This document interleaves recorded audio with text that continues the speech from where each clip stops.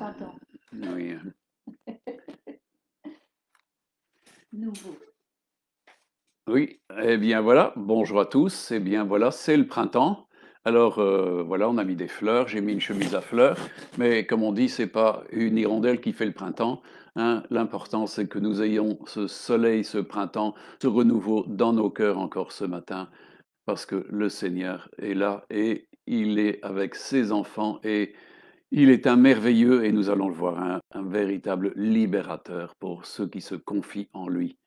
Et il est bien vrai que dans ce temps où de plus en plus nous assistons à une dictature organisée, une oppression organisée, hein, une mise sous un ordre dont on ne comprend pas véritablement le côté objectif, hein, nous nous apercevons qu'en fin de compte, il y a une dictature qui s'installe avec des oppressions diverses. Et croyez bien que Dieu n'a pas du tout l'intention de laisser ses enfants être sous une dictature quelconque. Dieu s'est toujours proposé et a toujours démontré qu'il était un libérateur. Et ça, c'est important. Dieu veut la liberté. Nous sommes appelés à la liberté. Et c'est important de comprendre l'importance de cette liberté, comment y accéder et surtout s'y maintenir. Hein. Alors, voyez-vous, moi je crois que ici nous approchons de Pâques. Et en réalité, Pâques, c'était quoi? Eh bien, c'était le début de l'année, c'était le début de l'année pour les Juifs, pour les Hébreux, et en fin de compte, ça consacrait ce temps où Dieu, en fin de compte, délivrait son peuple, hein, qui passait de l'esclavage, de la tyrannie, hein, dans laquelle ils étaient liés depuis plus de 400 ans, pour en fin de compte être un peuple libre qui pouvait entrer dans son héritage. Et nous voyons déjà au travers du livre de l'Exode, en Exode 3, je ne vous lis pas tout parce que ça serait un peu long, mais il nous est dit que donc Moïse s'est tout d'un coup retrouvé avec un buisson ardent, avec l'ange de l'Éternel, et dans ce buisson ardent, en réalité, Dieu lui parle. Et donc je prends une partie de ce message, et il nous est dit, il l'appela du milieu du buisson, et dit, Moïse, Moïse, et il répondit, me voici. Dieu dit, n'approche pas d'ici, ôte tes souliers de tes pieds, car le lieu sur lequel tu te tiens est une terre sainte. Et il ajouta, je suis le Dieu de ton père, le Dieu d'Abraham, le Dieu d'Isaac, le Dieu de Jacob. Moïse se cacha le visage, car il craignait de regarder Dieu. L'Éternel dit, j'ai vu la souffrance de mon peuple qui est en Égypte, et j'ai entendu les cris que lui font pousser ses oppresseurs, car je connais ses douleurs. Je suis descendu pour le délivrer de la main des Égyptiens et pour le faire monter dans ce pays, dans un bon et vaste pays, dans un pays où coule le lait et le miel. Et ça, c'était le pays qui avait été promis à Abraham et que Abraham avait parcouru et dont Dieu lui avait dit, tu ne pourras pas en jouir maintenant parce que l'iniquité des Amoréens, des Jébusiens et tous des peuples qui étaient là, donc on parle des peuples de Canaan, eh bien n'étaient pas arrivés au comble de l'iniquité.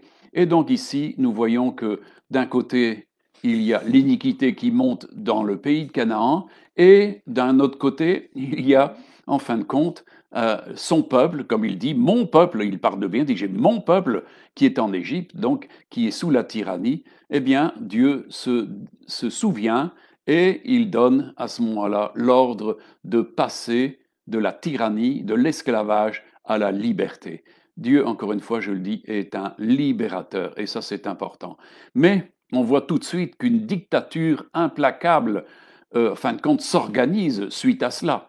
Hein, il nous est dit que toujours dans l'Exode, chapitre 5, versets 1 à 9, Moïse et Aaron se rendirent ensuite auprès de Pharaon et lui dirent, ainsi parle l'Éternel, le Dieu d'Israël, laisse aller mon peuple pour qu'il célèbre au désert une fête en mon honneur. Pharaon répondit, qui est l'Éternel pour que j'obéisse à sa voix en laissant aller Israël? Je ne connais pas l'Éternel et je ne laisserai pas aller Israël. Ils dirent, le Dieu des Hébreux nous est apparu. Permets-nous de faire 3 journées de marche dans le désert pour offrir des sacrifices à l'Éternel, afin qu'il ne nous frappe pas de peste ou de l'épée. Et le roi d'Égypte, qui est Pharaon, leur dit, Moïse et Aaron, pourquoi détournez-vous le peuple de son ouvrage? Allez à vos travaux. Pharaon dit, voici, ce peuple est maintenant nombreux dans le pays, et vous lui feriez interrompre ses ouvrages. Et en ce jour même, Pharaon donna cet ordre aux inspecteurs du peuple et aux commissaires, vous ne donnerez plus comme auparavant de la paille au peuple pour faire des briques qu'ils aillent eux-mêmes se ramasser de la paille, vous leur imposerez néanmoins la quantité de briques qu'ils faisaient auparavant. Vous n'en retranchez rien, car ce sont des paresseux. Voilà pourquoi ils crient en disant, allons offrir des sacrifices à notre Dieu, que l'on charge de travail ces gens, qu'ils s'en occupent, et ils ne prendront plus garde à des paroles de mensonges. Voyez-vous, en réalité, quand Pharaon, le premier Pharaon qui a accueilli Jacob et ses fils avec toutes les tribus d'Israël de l'époque, mes amis, c'était dans le pays où ils avaient une liberté, mais on voit que tout doucement, un autre Pharaon est venu et en fin de compte s'est servi d'un peuple et l'a mis sous dictature, alors qu'au début, ils étaient là comme des invités. Bientôt, ils sont devenus esclaves dans une tyrannie et ils étaient oppressés au point d'être véritablement exposés. Et on sait que même Pharaon avait voulu la mort de tous les mâles, de façon à ne pas se retrouver avec des guerriers contre lui. Et donc, il avait chargé les accoucheuses de faire mourir les enfants masculins. Mais Dieu a eu égard. Il nous a dit que les sages-femmes ont laissé vivre beaucoup de jeunes et on sait que Moïse aussi a échappé, en fin de compte, à cette destruction. Et Dieu suscite en fin de compte en lui un homme qui allait conduire, mais c'est Dieu qui par derrière veut la liberté de son peuple. Et on voit ici, au travers de Pharaon, on est toujours dans le même déni. On voit ici qu'il interdit en fin de compte le culte libre à Dieu, et je ne sais pas si vous vous rendez compte, mais beaucoup de choses sont réouvertes maintenant de la part des autorités, mais les cultes à Dieu sont les derniers à pouvoir être ouverts et dans des conditions vraiment de précarité. On vous dit que vous pouvez faire des cultes dehors, mais comment peut-on tenir des assemblées dehors par du temps froid? C'est pas possible. On voit bien donc qu'on se moque éperdument, les autorités se moquent éperdument le fait du respect qu'il devrait avoir, que nous puissions, parce que ça fait partie de la constitution de nos pays, de pouvoir faire un culte libre à Dieu. Mes amis, on voit que les choses de Dieu, eh bien, ne sont pas considérées par les autorités telles que Pharaon. Les choses de Dieu ne l'intéressaient pas, le fait de la culture de Dieu ne l'intéressait pas. Et nous voyons surtout qu'il y a un désir d'exploiter un peuple, comme si ce peuple appartenait à Pharaon, parce qu'il y a une appropriation. Et mes amis, je crois que si vous voulez un peu considérer ce qui se passe maintenant, nous savons que nous sommes devant une montée du mondialisme avec en réalité à la tête des gens qui s'octroient le pouvoir de posséder les peuples et d'en faire ce qu'ils veulent. Mes amis, c'est eux qui décident de votre économie, c'est eux qui décident de vos vies, ils règlent tous les problèmes et c'est eux qui donnent tout à penser et vous ne pouvez pas penser de par vous-même et vous ne pouvez pas faire de choix. Et ici, nous sommes simplement en réalité dans un hors-d'œuvre de ce qui va arriver. Mes amis, le jour où le Seigneur reprend son Église, ses enfants, parce que c'est ça qui va se passer, c'est la grande délivrance. S'il y a eu une délivrance le jour de Pâques, et ici bientôt il y aura une délivrance bien plus grande parce que, comme il est dit, le libérateur viendra de la Sion céleste et c'est pour délivrer son peuple justement des pires tyrannies qui vont s'abattre sur le monde. Mes amis, le monde ignore ce qui va se passer, mais nous qui connaissons les Écritures savons la dictature qui va s'établir sur toute personne. Plus personne ne pourra rien faire de son propre libre arbitre, il n'y aura plus de liberté. Là, ils crieront à la liberté, mais il n'y aura plus de libérateur. Pour nous, nous connaissons le libérateur, et il vient bientôt. Mes amis, on dit toujours, à qui le crime profite-t-il? Mes amis, beaucoup de gens ici se sont fait une fortune considérable. En quelques mois de temps, des gens sont passés dans la dimension de la pauvreté, mais d'autres sont passés dans des fortunes prodigieuses, tout à fait spectaculaires, mes amis. Et on peut se dire que là, on est devant de nouveau un effet de Pharaon, parce que Pharaon, mes amis, qu'est-ce qu'il veut? C'est exploiter. Il estime que le peuple de Dieu, c'est son bien et qu'il est là pour travailler à ses dépens, et en fin de compte, donner un travail et surtout d'arrêter de croire aux mensonges que constituent les choses de Dieu. C'est ce que dit Pharaon, mais c'est exactement le même discours que nous entendons de la part de nos autorités, mes amis. Les autorités de nos pays ne sont pas du tout chrétiennes, elles ne conçoivent pas les choses de Dieu, elles ne conçoivent pas la vérité, elles ne comprennent rien aux choses du royaume de Dieu. Christ n'est rien, Dieu n'est rien, mes amis. Donc pour eux, c'est du mensonge et en attendant, on va faire des hommes et des femmes des des esclaves de ce temps. Alors, mes amis, on comprend que euh, la délivrance vient bientôt. C'est ce qui nous est dit dans Luc. Hein, dans Luc, Jésus nous apprend quelque chose dans Luc 21, 25 à 36, et je vous lis une partie. Il y aura des signes dans le soleil, dans la lune et dans les étoiles et sur la terre. Il y aura de l'angoisse chez les nations qui ne sauront que faire au bruit de la mer et des flots, les hommes rendant l'âme de terreur dans l'attente de ce qui surviendra pour la terre, car les puissances des cieux seront ébranlées. Alors on verra le Fils de l'homme venant sur une nuée avec puissance et une grande gloire. Quand ces choses commenceront à arriver, redressez-vous et levez vos têtes parce que votre délivrance approche. Il a dit une comparaison, voyez le figuier et tous les arbres, dès qu'ils ont poussé, vous reconnaissez que en vous-même, en regardant que déjà l'été est proche. De même, quand vous verrez ces choses arriver, sachez que le royaume de Dieu est proche. Je vous le dis en vérité, cette génération ne passera pas que tout cela n'arrive. Le ciel et la terre passeront, mais mes paroles ne passeront pas.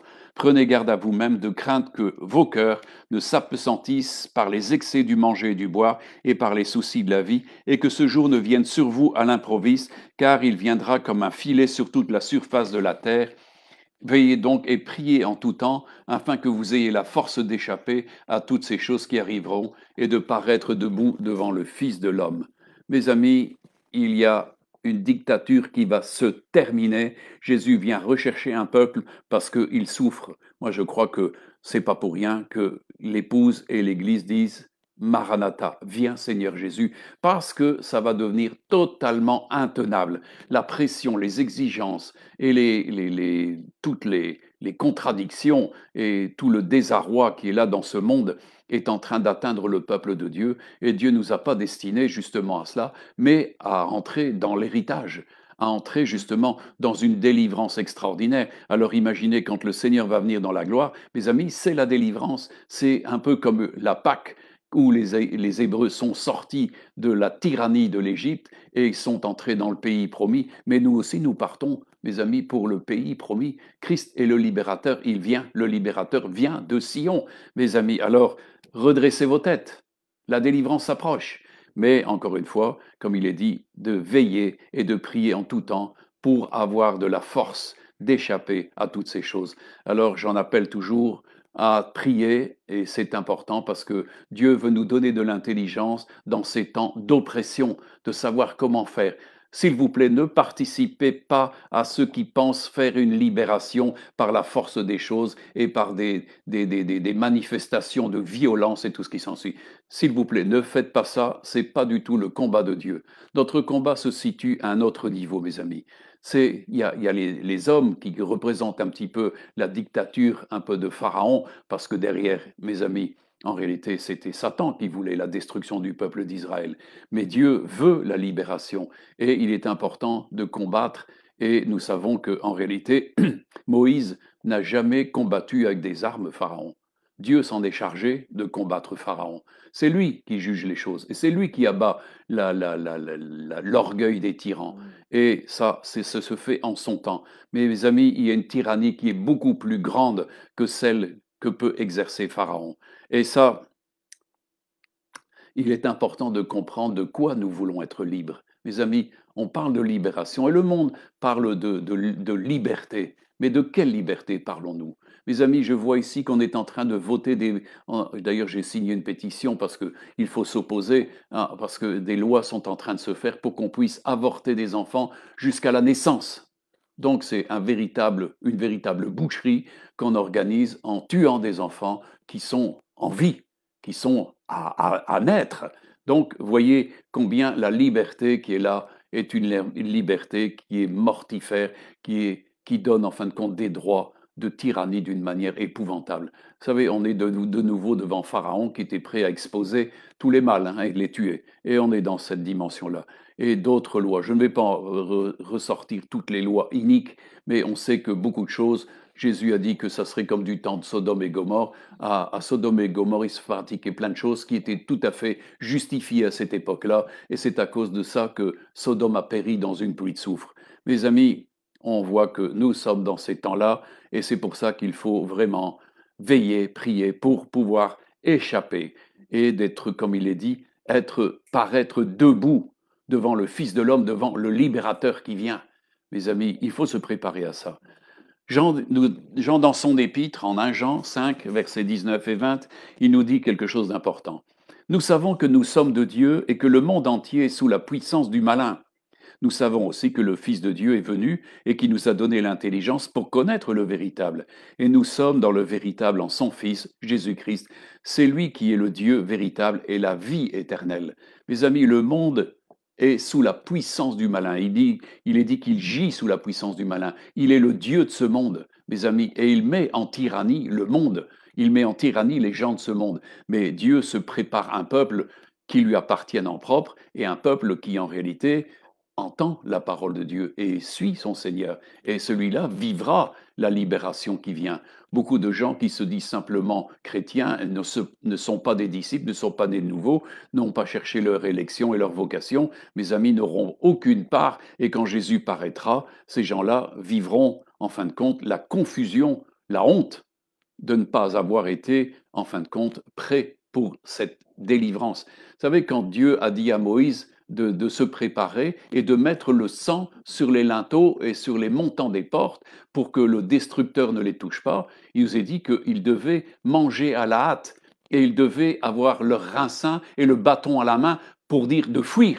C'était une attitude qui est là, qui permet de comprendre que ça devait se faire très rapidement, que c'était une façon d'échapper rapidement. Le libérateur était là, mais il fallait qu'il entre rapidement dans la délivrance. Eh bien, il en est de même quand Jésus nous dit « Ayez vos reins sains et vos lampes allumées ». C'est exactement la même chose, mes amis. Si nous n'avons pas de lampes allumées, nous ne sommes pas les vierges sages. Et de ce fait-là, il n'y a pas de possibilité. Ceux qui ont la lampe allumée, c'est ceux qui possèdent la vie de l'esprit. Et eux sont prêts. Et ils ont saint leurs reins. Il est dit de ceindre les reins de notre entendement, donc de comprendre ce que Dieu veut en ce moment-ci. Amen. Et c'est important, mes amis, beaucoup de gens, Jésus a dit que les familles et les tribus de la terre se lamenteront à la vue du Fils de Dieu, parce que ça va venir comme un seul instant, et comme un filet sur toute la terre, et ceux qui ne seront pas pris vont pleurer énormément. Beaucoup de gens vont se rendre compte qu'en fin de compte, ce qui avait été averti, donné par les prophètes et ce que Jésus avait dit, dites je viens bientôt, dites le royaume de Dieu vient, eh bien voilà, ça se fait mes amis. Nous sommes tout proches de ces événements. Alors c'est pour ça qu'il nous faut tenir ferme, parce que notre délivrance approche. C'est ce que Jésus a dit, relevez vos têtes, parce que votre délivrance approche. Amen. Elle est proche, elle est tout proche. C'est le libérateur qui vient. Amen. Alors, quand nous voyons dans Galates 5, verset 1, il le dit, c'est pour la liberté que Christ nous a franchis. Demeurez donc fermes et ne vous laissez pas mettre de nouveau sous le joug de la servitude, sous le joug de l'esclavage. Jésus est venu nous libérer d'une dictature encore plus grande que celle de Pharaon et encore plus grande que celle que les politiciens et les gens de ce monde peuvent faire peser. Parce que c'est une dictature qui s'établit sur la dimension de l'âme et contre la dimension de l'éternité et contre l'héritage de Dieu. Satan ne veut pas que nous puissions vivre cette délivrance. Pourquoi? Parce qu'il veut tenir les captifs. Mes amis, il est venu et il a capturé le monde, il a capturé nos premiers parents et il a soumis le monde entier sous son autorité. Mes amis, c'est lui le véritable tyran. On peut dire que dans tous les âges, il y a eu des tyrans, il y a eu des gens comme Hitler et d'autres encore, les grands dictateurs des époques, tout ça, et c'est vrai que les gens vivaient sous cette tyrannie et aspiraient à la délivrance. Mais mes amis, il y a une tyrannie qui est bien plus grande et un esclavage qui est bien plus grand, c'est celui que Satan et ses anges font subir au monde et subir à tous ces gens. Et nous savons que cette tyrannie va cesser. Nous savons que bientôt, comme Jésus vient, mes amis, qu'est-ce qu'il va faire? Le libérateur vient de Sion, mais il écrase la tête du serpent.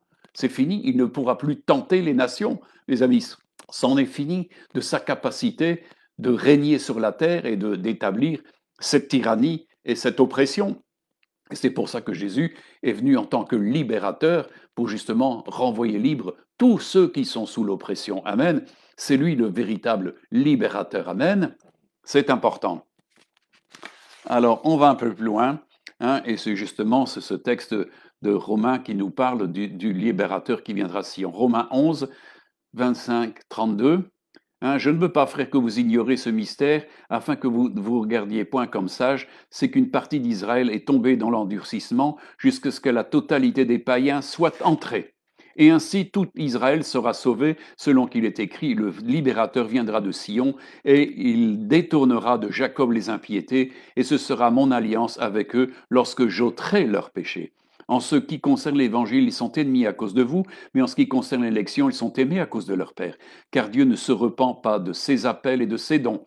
De même que vous avez autrefois désobéi à Dieu et que par leur désobéissance vous avez maintenant obtenu miséricorde, de même ils ont maintenant désobéi, afin que par la miséricorde qui vous a été faite, ils obtiennent aussi miséricorde, car Dieu a renfermé tous les hommes dans la désobéissance pour faire miséricorde à tous. Dieu est un Dieu de miséricorde et il nous a fait miséricorde et il fera aussi miséricorde à Israël. Et tout Israël sera sauvé quand justement le libérateur viendra de Sion et qu'il ôtera les souillures du peuple d'Israël. Amen. Et là, tout Israël sera sauvé. Amen. Ce temps est proche, mes amis. Nous approchons à grands pas, les temps s'exécutent et nous sommes dans la finalité de ces choses-là. Amen.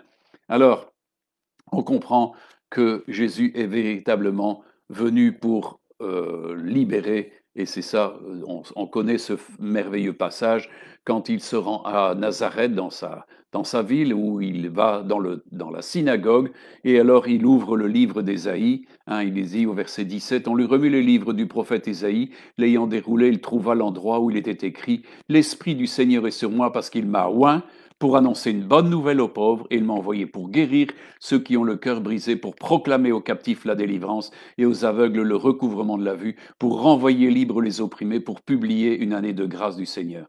Mes amis, c'est un décret de guerre, ça. C'est un décret d'offense à ce que l'ennemi a fait, c'est-à-dire de libérer les captifs, parce que qui a les captifs? C'est Satan qui tient les âmes captives. Et ce qu'il tient sous l'oppression, de nouveau, ce sont tous les esclaves qui, en fin de compte, dans ce monde, sont sous l'oppression de l'ennemi. Mes amis, Jésus, le Fils de Dieu, nous dit Jean, a paru afin de détruire les œuvres du diable. Et c'est ce qu'il fait. Et donc il vient, et c'est pour ça que Jésus a commencé son ministère en proclamant cela. Il a dit, voilà, cette chose-là est accomplie. Et il a publié une année de grâce, mes amis, et il vient justement pour libérer des captifs. Maintenant, il y a des gens qui ne savent pas apprécier quels sont les domaines de captivité et d'oppression. Mais ceux qui connaissent Dieu savent très bien que Dieu nous appelle à la liberté. Et c'est une véritable liberté, un véritable affranchissement. Et ça, il est important de concevoir ce que Jésus dit par rapport au fait d'être affranchi et de ce que constitue la véritable liberté. Et dans Jean, au chapitre 8, versets 31-36, il dit aux Juifs qui avaient cru en lui, si vous demeurez dans ma parole, vous êtes vraiment mes disciples, vous connaîtrez la vérité et la vérité vous affranchira. Ils lui répondirent, nous sommes la postérité d'Abraham et nous n'avons jamais été esclaves de personne. Comment dis-tu, vous deviendrez libres? En vérité, je vous le dis, leur répliqua Jésus, quiconque se livre au péché est esclave du péché. Or l'esclave ne demeure pas toujours dans la maison, le Fils y demeure toujours. Si donc le Fils vous affranchit, vous serez réellement libres. Amen. Mes amis, Jésus est venu pour libérer les hommes qui sont sous le péché. Jésus, quand il est passé devant Jean-Baptiste, Jean-Baptiste a dit à ses disciples, voici l'agneau de Dieu qui ôte le péché du monde. Il est le seul en capacité d'ôter le péché du monde. Pourquoi? Parce qu'il a cloué à la croix, au travers des clous, tous les actes qui nous accusaient et les a rendus inutiles, c'est-à-dire incapables de dresser contre nous un réquisitoire et de nous condamner. Il a été fait péché pour nous. Et mes amis, c'est important de Jésus, il est venu pour régler le péché du monde. Mes amis, Jésus a dit, si vous ne croyez pas ce que je suis, vous mourrez dans vos péchés. Mes amis, il a été fait péché pour nous délivrer du péché. Et il est important de comprendre cela parce que sinon, il n'y a pas de libération. Vous ne pourriez jamais être affranchi parce que, en réalité, vous êtes toujours tenu par la loi du péché et, en fin de compte, vous mourrez. Hein? OK? Alors, comprenez que Jésus, quand il propose la liberté qui affranchit, les Juifs de cette époque étaient scandalisés parce qu'ils pensaient qu'ils n'avaient jamais été esclaves. En réalité, Jésus a resitué le niveau. C'est ce qu'il dit. Je reprends Hein, nous sommes la postérité d'Abraham, nous ne fûmes jamais esclaves de personne. Comment dis-tu, vous deviendrez libres en vérité? Je vous le dis, leur répliqua Jésus, quiconque se livre au péché est esclave du péché. Donc tu es sous la tyrannie d'un maître, parce que on est toujours en train d'obéir à celui qui nous domine, qui nous maîtrise, qui nous tyrannise. Mes amis, c'est ça. Quand le péché a son action dans notre vie, c'est ce qui est dit. Le péché par un homme est entré dans le monde et s'est étendu à tous les hommes, et par là même tous les hommes sont livrés entre les mains du diable. C'est lui l'esclavagiste, c'est lui le pharaon qui en fin de compte tue, hein, et qui tient en tyrannie et rend esclave. Mais Jésus est venu justement et il a paru pour briser ces dimensions-là et nous permettre de sortir de cette captivité. Les Juifs de cette époque-là ne comprenaient pas, mais Jésus a dit c'est important, et moi je le dis toujours, à ceux qui veulent vraiment être libres, c'est d'abord la vérité qui t'affranchit. Si tu ne connais pas la vérité, comment peux-tu être affranchi si tu ne connais pas ton problème? Je fais de la délivrance depuis des années et je sais qu'il y a une chose que je dois expliquer aux personnes si elles veulent être libres de l'esclavage que fait Satan dans leur vie. Eh bien, il faut qu'ils comprennent la vérité parce que c'est à la vérité qu'on qu'on contribue justement à être libre. La liberté nous affranchit, c'est ce que Jésus a dit. Vous connaîtrez la liberté, la vérité, et la vérité vous affranchira. Et c'est ce qu'il dit. Si le Fils de l'homme vous affranchit, vous serez réellement libre. Beaucoup de gens pensent qu'ils sont libres, mais ils ne sont pas libres. Mes amis, beaucoup de gens dans les églises ne sont pas libres. Pourquoi? Parce qu'en réalité, le péché et la dictature de Satan, qui est le nouveau pharaon, qui existe dans le monde, eh bien, les tient sous sa coupe et les dompte et fait ce qu'il veut avec. Et il les tient sous sa dimension de tyrannie. Mes amis, il est important de nous dégager des liens de l'ennemi. Il est important d'accepter la parole de Dieu parce qu'à partir du moment où la vérité nous éclaire, et si nous obéissons à la vérité, eh bien l'ennemi n'a plus aucun droit sur nous. Il est important d'obéir à la vérité de la parole de Dieu. Et comme Jésus le dit, celui qui garde ma parole, c'est vraiment mon disciple. Il connaîtra la vérité et la vérité l'affranchira, ou plus exactement, le rendra libre. Libre. C'est la vérité qui rend libre. Mes amis, le monde est dans le mensonge. J'en parlais encore dans la semaine avec les gens qui viennent du matin à la prière. Il est important que les enfants de Dieu parlent selon la vérité. Dieu est un Dieu de vérité et de sa bouche ne sort que la vérité. Par contre, il dit que de Satan qu'il est le père du mensonge et tout ce qu'il profère est mensonge. Et il y a ceux, justement, qui aiment le mensonge et se font fils du diable, mais ceux qui sont fils de Dieu aiment parler selon la vérité, ils aiment la vérité, ils obéissent à la vérité, ils recherchent la vérité. Parce que, mes amis, il n'y a pas de liberté en dehors de la vérité. Il n'y a aucune liberté en dehors de la vérité. C'est la vérité qui affranchit, c'est la vérité qui rend libre. Et je le sais au travers de mon parcours au niveau de la délivrance et d'aider les âmes, je sais qu'à partir du moment où quelqu'un obéit à la vérité, eh bien, Satan, qui est celui qui tyrannise les âmes, n'a plus aucun droit. On peut lui dire maintenant, tu t'en vas, tu dégages.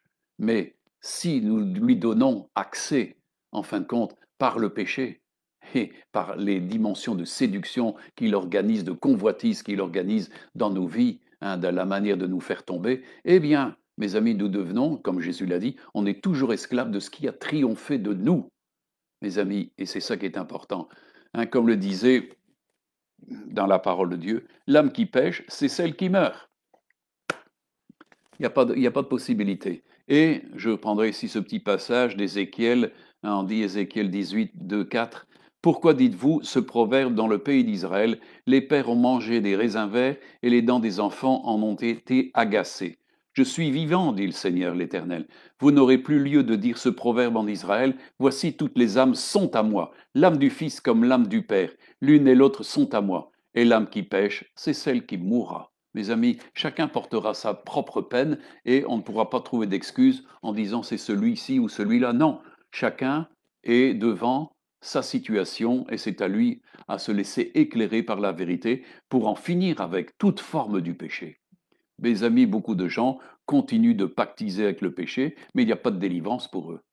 Jésus vient chercher un peuple qui est purifié, sanctifié, une épouse qui est glorieuse, et il n'y a pas de tache chez elle. Il n'y a pas de souillure, il n'y a pas de flétrissure, il n'y a rien du tout. C'est une épouse merveilleuse qui vient et qui va être prise parce qu'elle aura été, elle a eu l'occasion de se préparer et de laisser le Saint-Esprit la préparer, parce que l'œuvre de sanctification, de préparation, de régénération vient du Saint-Esprit. C'est avec lui que vient la véritable liberté. Amen.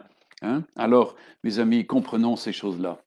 Mais c'est pour ça que Paul nous explique dans Romains la dure loi de la tyrannie et de l'esclavage. Hein? Il dira, et je voudrais vous expliquer ces choses, que c'est vrai que beaucoup de gens ne lisent pas la parole, et c'est vrai que je me permets de prendre du temps pour vous lire la parole, parce qu'il y a des choses qui sont absolument nécessaires de comprendre. Et donc je lis donc à partir de Romains 7, versets 12 à 24, la loi donc est sainte, et le commandement est saint, juste et bon. Ce qui est bon a-t-il donc été pour moi une cause de mort? Loin de là. Mais c'est le péché, afin qu'il se manifestât comme péché en me donnant la mort par ce qui est bon, et que par le commandement il devint condamnable au plus haut des points. Mes amis, c'est quand le commandement vient que le péché est manifesté. Il est dit que la loi est l'aiguillon du péché. C'est par la loi qui est venue. Mes amis, tant qu'il n'y a pas de loi, il y a un vide juridique. Donc, quand il n'y avait pas de loi, il n'y avait pas de péché. La loi a amené la connaissance du péché. C'est pour ça que cette dimension a commencé à agir. Et nous savons en effet que la loi est spirituelle, mais moi, je suis, dit-il, charnel, vendu au péché. Et je m'attarde ici parce que la parole de Dieu nous dit ailleurs que nous avons été vendus au péché. Quand est-ce que cela s'est fait? Eh bien, ça s'est fait par nos premiers parents, mes amis. Ils se sont soumis à l'ennemi et en fin de compte, comme il est écrit, le péché est entré par un homme dans le monde et s'est étendu à tous les hommes. Le péché est entré dans le monde par un homme et s'est étendu à tous les hommes et nous avons été vendus. Mais c'est ça qui est merveilleux, nous avons été rachetés. Et nous n'avons pas été rachetés avec de l'or et de l'argent, mais par le sang précieux de l'agneau. Mes amis, c'est lui le libérateur. Par son sang, il vient payer l'addition. C'est lui qui est, en fin de compte, le médiateur d'une merveilleuse alliance et il vient payer, en fin de compte, notre caution. Et ça, c'est important. Et il dit donc, un peu plus, on va comprendre un peu mieux cette loi qui est tyrannique et qui existe tant qu'on n'a pas fait l'expérience de la libération, car il dit, je ne sais pas ce que je fais et je ne fais pas ce que je veux et je fais ce que je hais. Mes amis, quelle liberté y a-t-il là-dedans? Aucune. Nous sommes dans une tyrannie terrible. Nous sommes dans une loi oppressive. Regardez, je le relis. Car je ne sais pas ce que je fais et je ne fais pas ce que je veux et je fais ce que je hais. Et mes amis, est-ce que vous pouvez faire ce constat? Eh bien, moi, je sais que tant que je n'étais pas converti, cette loi-là était exacte. C'est une loi tyrannique, une loi oppressive, et on ne peut pas s'en dégager tout seul. Alors il dit, or si je fais ce que je ne veux pas, je reconnais par là que la loi est bonne. Maintenant, ce n'est plus moi qui le fais. Mais il dit quelque chose d'important, mais c'est le péché qui habite en moi. Il habite en moi. Il demeure en moi. C'est ce qui est bon, je le sais, n'habite pas en moi, c'est-à-dire dans ma chair. J'ai la volonté, mais non le pouvoir de faire le bien. Car je ne fais pas le bien que je veux, et je fais le mal que je ne veux pas. Et si je fais ce que je ne veux pas et que ce n'est plus moi qui le fais, c'est le péché qui habite en moi. Mes amis, il y a quelque chose là qu'il faut faire le constat. Il y a une loi qui s'exécute indûment. C'est une loi qui est oppressive et qui est tenue par l'ennemi. Et parce que, en fin de compte, nous lui appartenons. Alors il dit, je trouve donc en moi cette loi. Quand je veux faire le bien, le mal est attaché à moi, car je prends plaisir à la loi de Dieu, selon l'homme intérieur, mais je vois dans mes membres une autre loi qui lutte contre la loi de mon entendement et qui me rend captif de la loi du péché qui est dans mes membres. Misérable, dit-il, que je suis, qui me délivrera du corps de cette mort, de cette chair qui me donne la mort, mes amis, parce que c'est la chair qui conduit. La chair conduit à ça. Alors, heureusement, c'est là où la dimension du libérateur, elle est là. et c'est dans la suite, dans Romains 7, verset 24 et jusque 8, 6. Misérable que je suis, qui me délivrera du corps de cette mort? Grâce soit rendue à Dieu par Jésus-Christ notre Seigneur. Ainsi donc, moi-même, et c'est là aussi, vous voyez donc, je suis par l'entendement esclave de la loi de Dieu, et je suis par la chair esclave de la loi du péché. Vous voyez donc, c'est paradoxal, deux lois s'exécutent dans nos vies. Mes amis, et c'est là où il y a quelque chose qui doit intervenir. Et c'est pour ça que Paul dit, mais qui me délivrera de ce corps de mort? Et il dit, grâce soit rendue à Dieu par Jésus-Christ notre Seigneur. Pourquoi? Parce qu'il est le libérateur de cette dimension qui va venir briser, en fin de compte, et mettre de l'ordre dans ces deux lois. Amen. La loi de Dieu et la loi du péché. Hein? Alors, on va un peu plus loin. Il n'y a donc maintenant aucune condamnation pour ceux qui sont en Jésus-Christ. Et là, il parle d'un positionnement de vie en Jésus-Christ parce que Jésus est venu demeurer dans cette personne et il a véritablement libéré, il est le libérateur qui vient et c'est pour ça qu'il vient.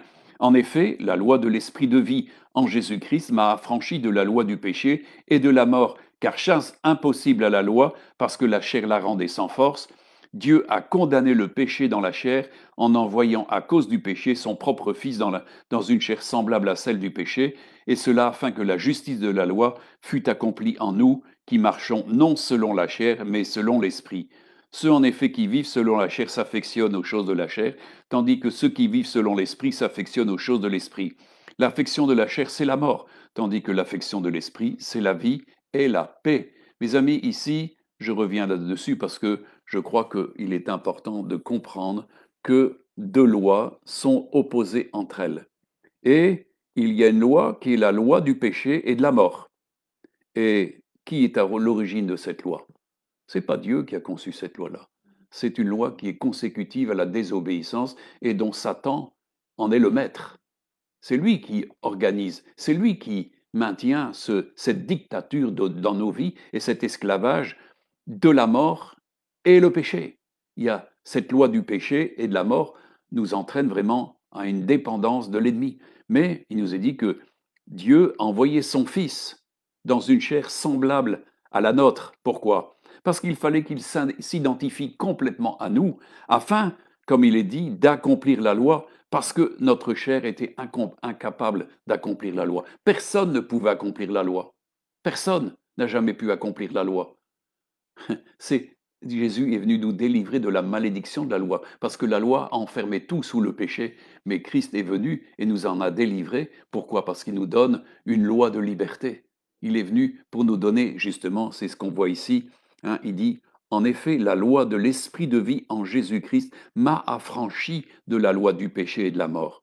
Et ça, mes amis, quand nous sommes passés de la mort à la vie, quand nous sommes passés justement par cette expérience de la libération que Christ vient faire dans nos vies en nous accordant sa miséricorde et sa grâce, nous savons ce que cela veut dire.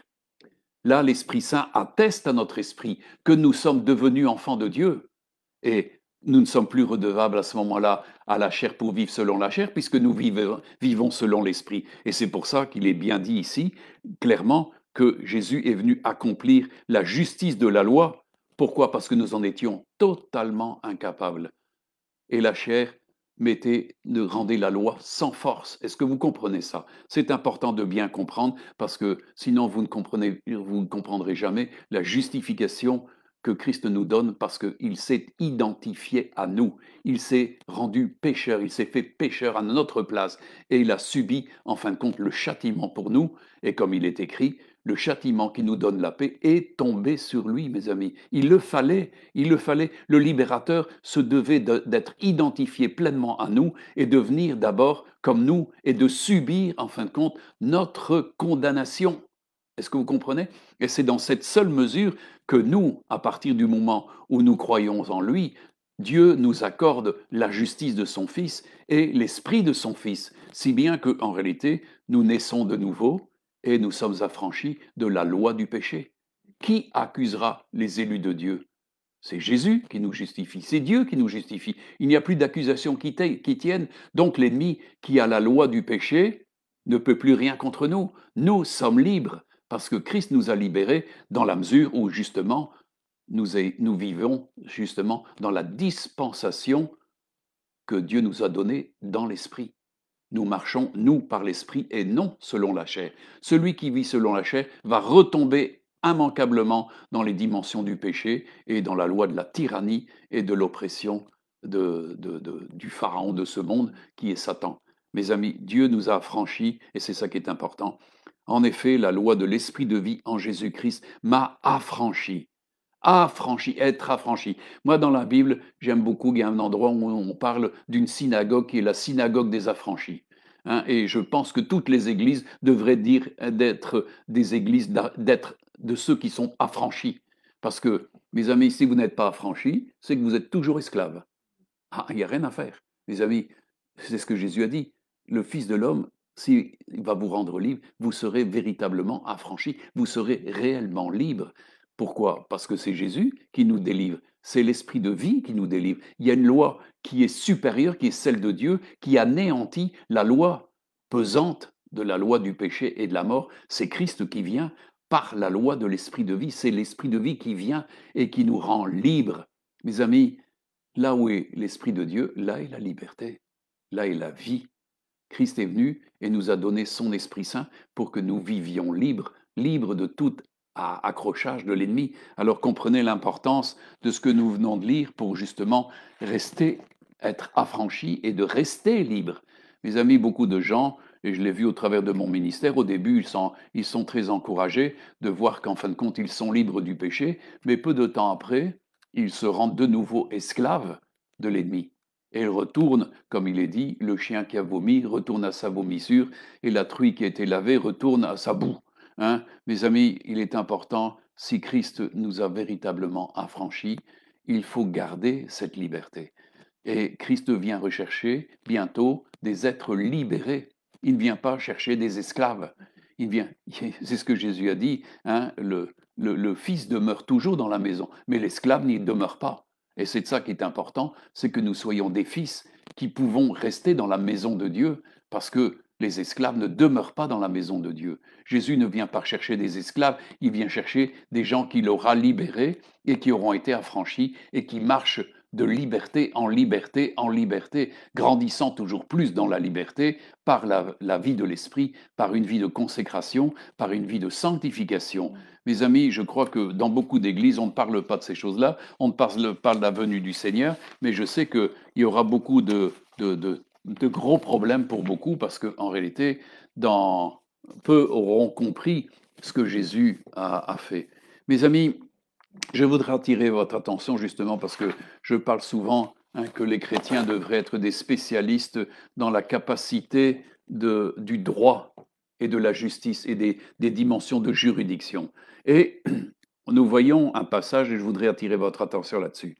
Il est dit dans les Actes, au chapitre 8, versets 29 à 35, et c'est donc le fameux passage où Philippe, l'évangéliste, est appelé à s'avancer près de l'Éthiopien qui venait pour aller adorer Dieu à Jérusalem. Et il revient, il repart dans son char, et il nous est dit donc, l'Esprit dit à Philippe, avance et approche-toi de ce char. Philippe accourut et entendit l'Éthiopien qui lisait le prophète Ésaïe, lui dit, comprends-tu ce que tu lis? Il répondit, comment le pourrais-je, si quelqu'un ne me guide? Et il invita Philippe à monter et s'asseoir avec lui. Le passage de l'Écriture qu'il lisait était celui-ci. Il a été mené comme une brebis à la boucherie, et comme un agneau muet devant celui qui le tond, il n'a pas ouvert la bouche. Dans son humiliation, son jugement a été levé, et sa postérité, qui la dépeindra, car sa vie a été retranchée de la terre. L'eunuque dit à Philippe, je te prie, de qui le prophète parle-t-il ainsi? Est-ce de lui-même ou de quelqu'un d'autre? Alors Philippe, ouvrant la bouche, et commençant par ce passage, lui annonça la bonne nouvelle de Jésus. Mes amis, je voudrais revenir ici dans un des aspects de ce que nous venons de lire. Il nous est dit, donc Ésaïe parle ici, dans son humiliation, son jugement a été levé. Qu'est-ce que cela veut dire? Mes amis, et je voudrais dire ici que il y a plusieurs versions bibliques qui nous donnent différentes explications. Il nous est dit que le droit de la justice dénié à cause de nous. Dans son abaissement, la justice lui a été déniée. Il a été humilié et n'a pas obtenu justice. Dans son humiliation, son droit était supprimé. Il est humilié, il fut injustement traité, mais par son abaissement, il a fait lever la condamnation qui aurait pu être prononcée contre nous. Mes amis, il est important de comprendre ici que, en réalité, Jésus, on lui a retiré le droit. En justice, mes amis, vous pouvez aller en justice et si un jugement est mauvais, vous pouvez demander à faire un appel en justice et on peut essayer de casser le jugement. Or, il nous est dit ici qu'en réalité, cette dimension lui a été retirée. Pourquoi? Pourquoi ce droit? Parce qu'en réalité, en justice, on sait que beaucoup de gens vont poursuivre de tribunaux en tribunaux, en autorité de juridiction, progressivement, on peut arriver aux assises, et on peut essayer de faire casser les jugements s'ils ne sont pas justes. Mais mes amis, ce droit-là a été refusé à Jésus. Est-ce que vous comprenez ce que je veux dire? Le droit, et personne n'a fait appel pour lui. Personne n'a revendiqué de réexaminer la cause. Personne. Pourquoi? Eh bien, mes amis, parce qu'il était pleinement identifié à nous. Pourquoi? Eh bien, simplement parce que notre procès ne peut en aucun cas venir en appel. L'âme qui pêche, c'est l'âme qui meurt. Point barre. C'est tout. Il est donné à l'homme de mourir une fois et il vient en jugement. Mais mes amis, s'il n'a pas vécu une rédemption et un salut avant, mes amis, il est perdu. C'est pour ça qu'il est important de comprendre que Jésus lui-même ne pouvait en aucun cas bénéficier d'un recours, d'un droit de cassation de son jugement. Et c'est pour ça qu'il a accepté le jugement. Pourquoi? Parce que notre péché ne peut en aucun cas trouver un pardon par nous-mêmes. Il n'y a pas de pardon, il n'y a aucun droit de justice qui nous permettrait d'être libres de notre péché. C'est lui, à cause justement de sa justice, parce que justement, il nous est dit qu'il s'est offert en sacrifice, mais comme il l'a dit, Satan n'avait rien en lui. Et il fallait qu'il soit une offrande absolument pure, sanctifiée, et il devait aller jusqu'au bout. Et il s'est donné jusqu'au bout pour justement nous justifier pleinement, et c'est de sa justice dont nous sommes couverts. C'est là où nous recevons par la foi, justement, et que nous comprenons le don de sa grâce, le don de sa miséricorde qui nous est faite par l'offrande de son corps, mes amis, et de son sang. Nous n'avions aucun recours en justice devant Dieu. Personne ne sera jamais justifié par les œuvres. Quiconque veut être justifié ne peut l'être que par l'action du Fils qui a offert son sang. C'est pour ça que Jésus a dit que la coupe de l'alliance qui nous donnait à boire dans la Sainte Seine, c'était la coupe de l'alliance en son sang pour la rémission des péchés. Christ a opéré cette rémission et nous pouvons automatiquement bénéficier de cette rémission. Mais personne ne peut avoir une rémission de ses péchés et de recourir, comme on le fait habituellement en justice, recourir à un droit de casser un jugement. Mes amis, il n'y aura jamais personne qui pourra venir avec sa propre justice devant Dieu pour casser le jugement contre ses péchés. Est-ce que vous comprenez ça? C'est très important de le comprendre. Pourquoi? Parce que son jugement a été levé. On lui a retiré le droit, à cause de nous, pour que, justement, lui, triomphant d'une manière extraordinaire de l'ennemi, parce qu'il lui a retiré tout le pouvoir de la mort et de la puissance du péché, il a triomphé par sa justice et il nous donne sa justice. Mes amis, nous sommes libres uniquement parce qu'il nous donne son droit. Et c'est ce qu'il a dit dans Ésaïe. Il a dit, mais mon droit est auprès de l'Éternel et ma récompense est auprès de mon Dieu. Mes amis, Jésus a été récompensé d'une manière extraordinaire, il était élevé en gloire et en puissance, il était proclamé Seigneur des cieux et de la terre, et ça c'est important. Et automatiquement, nous avons des droits en lui. En dehors de lui, nous n'avons strictement aucun droit de justice, aucun recours en justice. Personne ne pourra s'approcher de Dieu avec sa propre justice et réclamer justice et c'est faire, comme on le dit en justice, un recours en grâce autre que celui que celle qui nous est donnée en Christ. Il n'y a pas un recours en grâce. Autrement, c'est ce qu'on fait dans les tribunaux des hommes, mes amis. Hein, à un moment donné, un juge peut établir, en fin de compte, une remise de peine. Et on dit, voilà, c'est la grâce. Mais cette grâce n'existe qu'en son Fils, mes amis. Pourquoi? Eh bien, parce qu'il lui a été dénié le droit à la justice. Il n'a pas pu être aidé en rien du tout.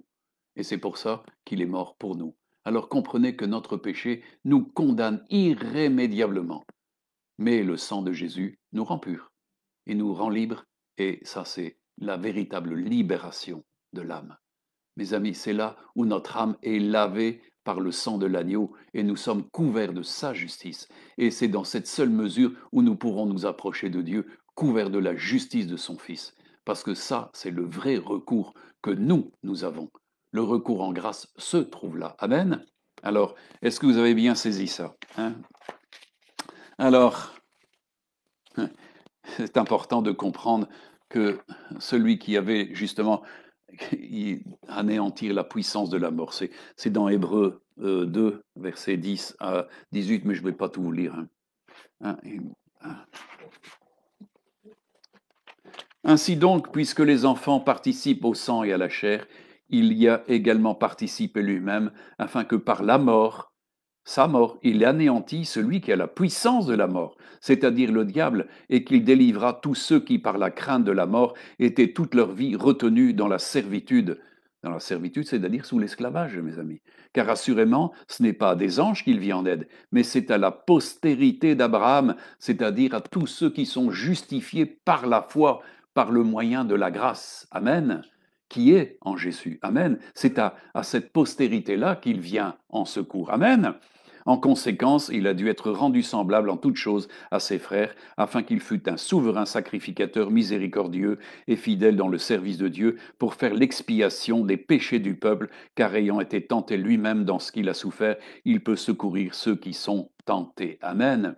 Et c'est ça qui est important. Jésus a fait l'expiation et il a délivré tous ceux qui étaient sous l'emprise de la crainte et de la peur et de la mort. Amen. Alors, mes amis, c'est là où se trouve la véritable liberté. Où est-ce qu'elle se trouve, la liberté? Le monde cherche la liberté. Hein. Vous allez voir combien on parle de freedom et de toutes sortes d'expressions. Il est interdit d'interdire. On veut la liberté. Mais où se trouve la véritable liberté? Hein? C'est ce que nous dit 2 Corinthiens chapitre 3 versets 16-17. Mais lorsque les cœurs se convertissent au Seigneur, le voile est ôté. Or le Seigneur, c'est l'Esprit. Et là où est l'Esprit du Seigneur, là est la liberté. Là, nous nous trouvons dans la pleine expression, dans la pleine participation, dans la pleine appropriation de la loi de liberté. Mes amis, Dieu est venu nous affranchir et nous a donné des lois de liberté en Christ. C'est les lois du Saint-Esprit.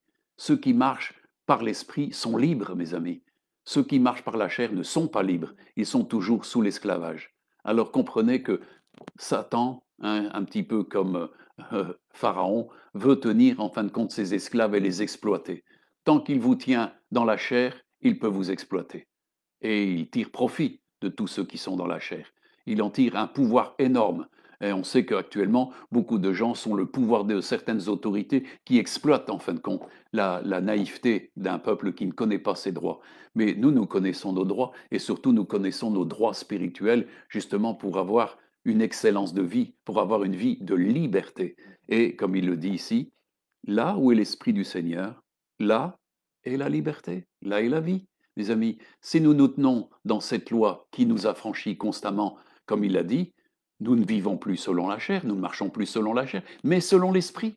Et là, automatiquement, vous marchez dans la liberté. Parce que l'Esprit Saint ne permettra jamais à un enfant de Dieu de vivre dans la servitude, dans la tyrannie de l'ennemi. C'est l'Esprit Saint qui nous libère. Jésus disait lui-même, moi c'est par l'Esprit Saint que je chasse des démons. Et je sais, parce que ça fait longtemps que je fais du ministère dans la délivrance, et je sais très bien que sans l'aide du Saint-Esprit, on ne peut libérer personne. Il n'y a pas de liberté sans l'Esprit Saint. Il faut la conjugaison de la parole de vérité de Dieu qui amène l'affranchissement, la compréhension, l'intelligence des voies de Dieu et la repentance et la conversion à Christ, automatiquement, l'Esprit Saint peut nous conduire dans la véritable liberté, dans le véritable affranchissement. Car là où est l'Esprit du Seigneur, là est la liberté. Et Jésus vient bientôt rechercher ses enfants libérés et des enfants qui ne vivent plus sous la servitude, mais qui ont brisé les liens et les chaînes. C'est pour ça que Jésus est venu, pour renvoyer libres les opprimés, pour proclamer la liberté aux captifs. Si vous avez encore une capture sur vos vies, il faut vous décider et briser cette dimension de captivité. Jésus ne vient pas chercher des captifs. Comme il est écrit, l'esclave ne peut pas rester dans la maison. Seul le Fils, seuls les fils et les filles adoptifs peuvent rester dans la maison de Dieu. Amen. C'est important, mes amis, que vous compreniez ça, parce qu'on est dans une époque où il y a de plus en plus de servitude. Quand nous voyons nos enfants, mes amis, ils se font asservir dès leur plus jeune âge par toutes sortes de choses qui lient leur âme, qui les amènent dans des péchés, qui les amènent dans une vie d'esclavage, de servitude et de tyrannie de la part de l'ennemi. Ils sont sous le pouvoir de l'ennemi. Ils ne sont pas sous le pouvoir de Dieu. La loi de liberté, la loi d'affranchissement en Jésus-Christ n'intervient pas tant que quelqu'un ne se repent pas et ne se convertit pas, il n'y a pas de possibilité, mes amis. Mais quand la loi de l'esprit de vie intervient, quand il y a repentance et conversion, vous sortez de l'esclavage. Et c'est ça que vous sortez de toute espèce de captivité. Mes amis, je voudrais ici terminer simplement par quelques lectures qui vont vous faire du bien. Il nous est dit, et ça, on se rend compte que l'ennemi veut un butin. Satan veut réclamer des âmes. Il les réclame, il les accuse. Mais il nous est dit dans Ésaïe 49, versets 24-25, « Le butin du puissant lui sera-t-il enlevé? Et la capture faite sur le juste échappera-t-elle? Oui, dit l'Éternel, la capture du puissant lui sera enlevée et le butin du tyran lui échappera. Je combattrai tes ennemis et je sauverai tes fils. » Jésus vient comme un libérateur et il vient pour sauver les fils et les filles de Dieu, mes amis. Et l'ennemi ne nous aura pas comme butin. Le monde est sous l'emprise du diable. Et tous ceux qui ne vont pas vivre la dimension de la délivrance qui va se faire bientôt avec Jésus, les amis, vont être le butin de l'Antéchrist. Et ils vont devoir subir pendant 7 ans la tyrannie, d'une tyrannie comme c'est pas possible. Ici, vous n'avez qu'un petit avant-goût de ce qui peut se faire. Mais là, ça va être terrible et les gens n'ont aucune anticipation parce qu'ils ne connaissent pas les Écritures. Mais s'ils savaient ce qui les attend, ils se dépêcheraient de venir et d'être délivrés par celui qui est le véritable libérateur. Mes amis, Satan n'est pas un libérateur, c'est un oppresseur, c'est un tyran. Hein, c'est quelqu'un qui met en capture et qui le fait depuis le début. Nous avons été vendus à lui et il est important d'en sortir et de véritablement. Et comme le dit encore le texte d'Ésaïe, toujours en Ésaïe 25, et ça c'est beau, « Tu as été un refuge pour le faible, un refuge pour le malheureux dans la détresse, un abri contre la tempête, un ombrage contre la chaleur, car le souffle des tyrans est comme l'ouragan qui frappe une muraille. Comme tu domptes la chaleur dans une terre brûlante, tu as dompté le tumulte des barbares. Comme la chaleur est étouffée dans l'ombre d'un nuage, ainsi ont été étouffés les chants du triomphe des tyrans. Et l'Éternel des armées prépare à tous les peuples sur cette montagne un festin de mets succulents, un festin de vin vieux, de mets succulents plein de moelle de vin vieux clarifié. Et sur cette montagne, il anéantit le voile qui voile tous les peuples, la couverture qui couvre toutes les nations. Il anéantit la mort pour toujours, le Seigneur l'Éternel, essuie les larmes de tous les visages. Il fait disparaître de toute la terre l'opprobre de son peuple, car l'Éternel a parlé. L'Éternel a parlé parce que c'est le libérateur, mes amis. Et nous voyons que c'en est fini du souffle des méchants. C'est fini. Qu'est-ce que peut faire un souffle contre une muraille? Hein, ça, c'est tout. Alors ici, je prends encore toujours dans Ésaïe un texte parce que c'est formidable. Ésaïe 28, versets 14 à 19. Hein, c'est un peu pour conclure tout ça, cette prédication de ce matin. Écoutez donc la parole de l'Éternel, moqueur. Vous qui dominez sur le peuple de Jérusalem ou sur le peuple de Dieu, c'est comme vous voulez. Vous dites, nous avons fait une alliance avec la mort. Nous avons fait un pacte avec le séjour des morts. Quand le fléau débordé passera, il ne nous atteindra pas, car nous avons la fausseté pour refuge et le mensonge pour abri. C'est pourquoi ainsi parle le Seigneur. l'Éternel. Voici, j'ai mis pour le fondement en Sion une pierre éprouvée, une pierre angulaire de prix solidement posée. Celui qui la prendra pour appui n'aura pas honte de fuir. Je ferai de la droiture une règle et de la justice un niveau, et la grêle emportera le refuge de la fausseté, et les eaux inonderont l'abri du mensonge. Votre alliance avec la mort sera détruite. Votre pacte avec le séjour des morts ne subsistera pas. Quand le fléau débordé passera, vous serez par lui foulé aux pieds. Chaque fois qu'il passera, il vous saisira, car il passera tous les matins, le jour et la nuit, et son bruit seul donnera l'épouvante. Mes amis, il y a ceux qui ont fait des pactes avec la mort. Et je crois que dans beaucoup d'endroits, beaucoup de gens ne connaissent pas qu'il y a des officines sataniques et que les gens de la mondialisation sont affiliés à ces sectes sataniques.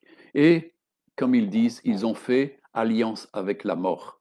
Et ils pensent que parce qu'ils ont fait alliance avec la mort, eh bien, que cette alliance les protégera. Mais Dieu dit que cette alliance ne les protégera pas. Pourquoi? Parce que c'est lui qui est le maître. Et le fléau, et nous savons que Jésus est celui qui nettoie son air. Et le fléau sert à nettoyer. Il bat l'air et automatiquement il tranche. Eh bien, ce fléau va passer. Et il sera terrible pour ceux qui n'ont pas compris ce que Jésus a fait. Mes amis, nous pouvons le voir comme le libérateur ou comme celui qui va user de son fléau. Il nettoie son air et il rentre son grain et il brûle la paille dans un feu éternel. Amen. Alors, mes amis, est-ce que vous avez Jésus pour libérateur? Et est-ce que vous vous tenez ferme de manière à ce que justement, vous n'ayez pas à subir justement cette terrible euh, dimension qui vont atteindre ceux qui ne connaissent pas le libérateur? Jésus est le libérateur et il vient bientôt. Amen. Alors, soyez fermes. Voilà, que le Seigneur vous bénisse et encore une fois, bonjour à tous ceux qui sont avec nous et qui nous donnent des nouvelles et qui nous soutiennent aussi dans la prière. Et nous vous soutenons aussi dans la prière. Soyez tous bénis de Dieu encore. Voilà.